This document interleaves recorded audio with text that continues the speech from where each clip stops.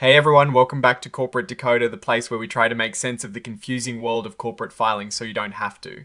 Today we're diving into a report that suggests Berkshire Hathaway Energy Company and its many subsidiaries might be gearing up for something interesting, or at least they are communicating some key information to the public. Before we dig in, if you love getting these unfiltered looks into big companies, make sure you hit that subscribe button. And for those who want to chat about these insights in real time, join our Discord community. The link is in the description. So what is the big news here? Well, it appears Berkshire Hathaway Energy Company, or B as they are often called, along with their various offspring like Pacificorp, Mid-American Energy Company, and others, have released some information. This isn't a huge financial bombshell by itself, but rather an announcement that they've posted some materials online. Think of it as them saying, hey, the public can see this now. These subsidiaries are quite a collection. We've got Pacificorp, which is a big energy company, and then we have Mid-American Funding LLC and Mid-American Energy Company. There is also Nevada Power Company and Sierra Pacific Power Company, which clearly operate in the Western United States. Finally, we see Eastern Energy Gas Holdings, LLC, and Eastern Gas Transmission and Storage Incorporated, which suggests a strong presence in natural gas. The report lists their official names and a bunch of identifying numbers. It's a bit like a corporate family tree showing each entity and where it is incorporated.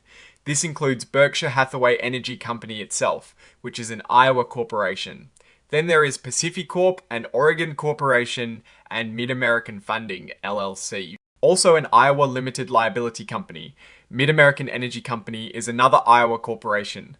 Nevada Power Company and Sierra Pacific Power Company are corporations based in Nevada. Lastly, Eastern Energy Gas Holdings, LLC is a Virginia limited liability company. And Eastern Gas Transmission and Storage Incorporated is a Delaware corporation. They also provide contact numbers and addresses, which you'd expect in a filing like this. But honestly, for us just trying to figure out what happened, these are less important than the actual substance of what they communicated. Interestingly, for all these entities it states none under securities registered.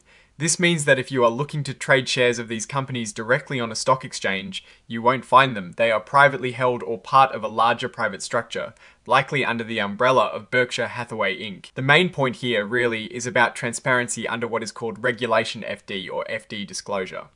This regulation is all about making sure everyone gets the same information at the same time. So, by posting this EA Financial Conference November 2025 information on their website, they are essentially letting everyone know what they are sharing publicly, and they are doing it in a way that adheres to these rules. Now, they are very careful to say that anything on their website, even if linked here, is not officially part of this report. It is a bit like saying, this is where you can find more, but we're not officially vouching for it in this specific document. It's a legal distinction that protects them from being held responsible for every single detail on their broader website as if it were filed with the SEC. This phrase is another legal safeguard. It essentially means that this filing and the information within it won't automatically be considered part of any other future filings they make.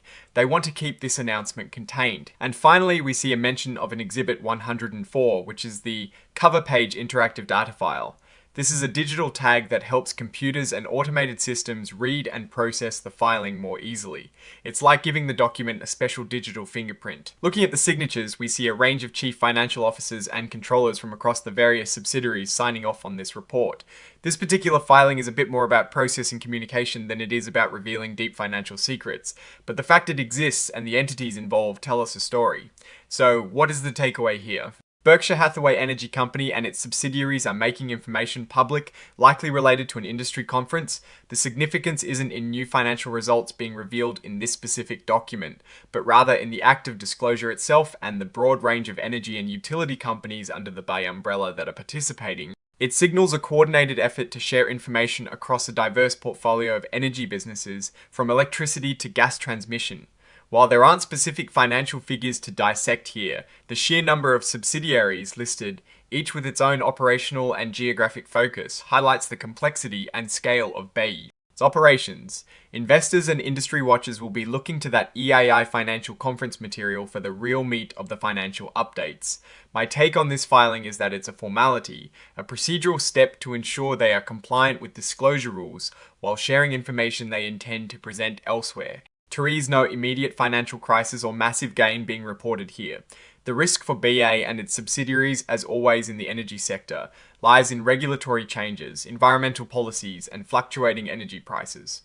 However, with the backing of Berkshire Hathaway, they generally have the stability and resources to navigate these challenges. Overall, this filing mainly serves as a notification that more information is available through other channels. It's a sign that these companies are active and communicating, but for the actual financial pulse, we'll need to look at the materials from the EEI conference. Alright, that is our quick decode of this BH filing. What are your thoughts on this type of disclosure? Let me know in the comments below. If you found this breakdown helpful, please give this video a like and subscribe for more corporate document deep dives. And don't forget to join the conversation on our Discord server, linked in the description. Thanks for watching, and we'll see you in the next one.